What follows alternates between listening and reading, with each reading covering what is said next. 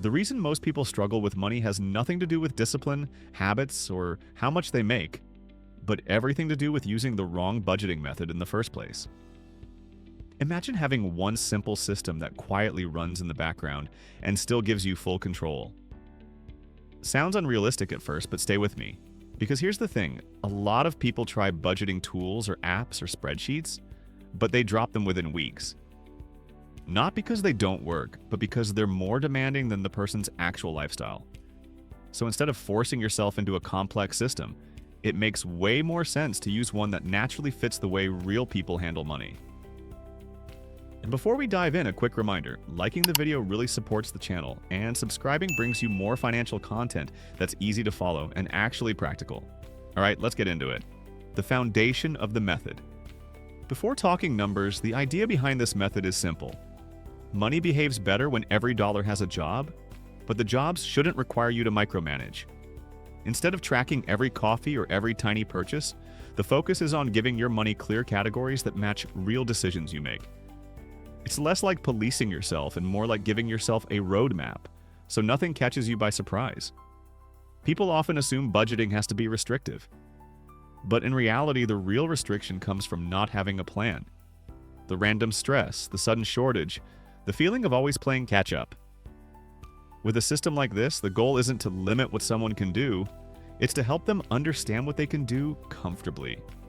Now, the 3-bucket structure. So here's where it becomes extremely practical. The budgeting method revolves around just 3 buckets that cover every financial decision without overwhelming you. First bucket, the essentials. This is where all the non-negotiable expenses go. The things that happen every month without asking for permission. Rent, groceries, utilities, transportation, the basics. The point isn't to track each item individually, it's more about acknowledging that these costs exist and that they deserve their own protected space. When this bucket is set up properly, it basically removes the fear of unexpected financial pressure from everyday life. This bucket also acts like a stabilizer. When someone knows their essentials are covered, financial stress naturally drops. It frees mental bandwidth and makes the rest of the budgeting method far easier to follow. Second bucket, the flexible spending.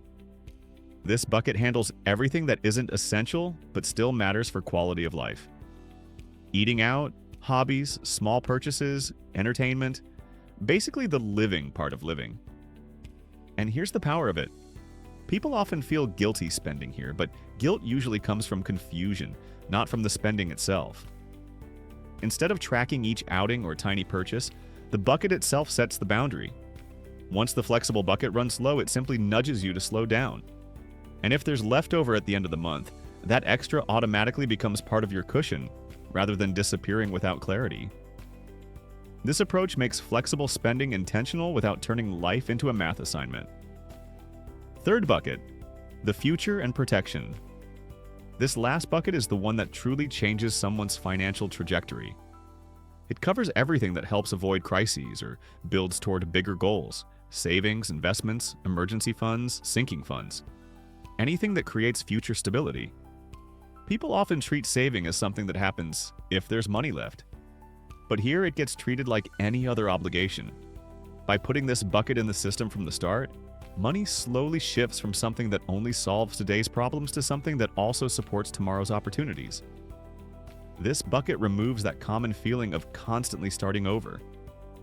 Instead, it becomes a slow, steady engine that quietly grows in the background. How to decide the percentages. What makes this method flexible is that the percentages aren't fixed. There's no rule that says it has to be 50, 30, 20, or any other strict ratio. Instead, people adjust based on real-life circumstances. Someone with higher rent might need a bigger essentials bucket. Someone who loves going out or has expensive hobbies might give more weight to flexible spending. Someone focused on long-term goals might pour more into the future's bucket. The point isn't to copy someone else's numbers. It's to look at your lifestyle and assign proportions that feel sustainable. The method works because it adapts to you rather than forcing you into rigid financial expectations. This flexibility also means the system grows with you. Income changes, priorities shift, life evolves, and the buckets can evolve too without needing to rebuild the entire budget from scratch. automating the system. One of the most powerful things about this method is how easy it is to automate. Instead of manually moving money around or checking every category, most of the work can be handled through automatic transfers or sub-accounts. Payday hits, money flows into each bucket, and the system essentially manages itself. You only monitor the bucket levels, not every dollar. That alone removes a huge amount of budgeting fatigue. This kind of automation also helps prevent emotional spending, because the boundaries are built in. People don't have to rely on willpower every day. The structure does the heavy lifting. It's kind of like having financial guardrails, loose enough to move naturally, strong enough to keep you from drifting off track. How this method prevents burnout. Typical budgets fail because they demand constant tracking. This method avoids that entirely. Instead of managing every purchase, you only manage the health of the buckets. It also prevents the "I blew my budget, so I might as well give up" mentality. Because the buckets aren't rigid categories, there's room for real-world fluctuations. A bigger grocery month might mean a slightly quieter, flexible month. A vacation month might pull from savings intentionally. It's not about perfection, it's about stability. And by focusing on the big picture instead of the tiny details, people stay consistent longer. A budgeting system is only useful if it can survive everyday life, and this one actually does. Situations where the method shines. This isn't just for people who are struggling with money. It works incredibly well for people trying to grow financially, people who want more clarity, people who want to stop stressing about bills, or even people who simply want a system that doesn't require hours of maintenance. It also helps with unexpected events. If an emergency happens, the future and protection bucket absorbs the hit. If the essentials bucket needs adjustment, you redesign the percentages without breaking the entire system.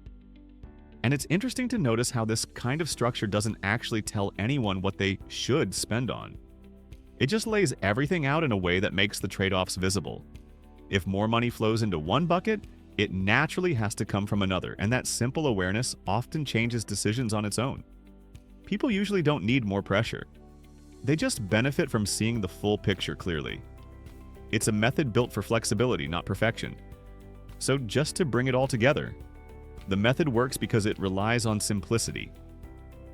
3 buckets: essentials, flexible spending, and future protection. Each one has a clear purpose, none of them require micromanagement, and together they create a money system that adapts to real life instead of fighting against it. It reduces stress, adds stability, and gives people clarity without overwhelming them. Before you go, comment below. Which of the 3 buckets do you think you should adjust the most? Essentials, flexible spending, or future protection? It's interesting seeing how different people approach it. And if you found this helpful, make sure to subscribe for more content like this. It helps the channel grow and gives you more financial breakdowns that are easy to follow. Alright, I'll see you in the next video.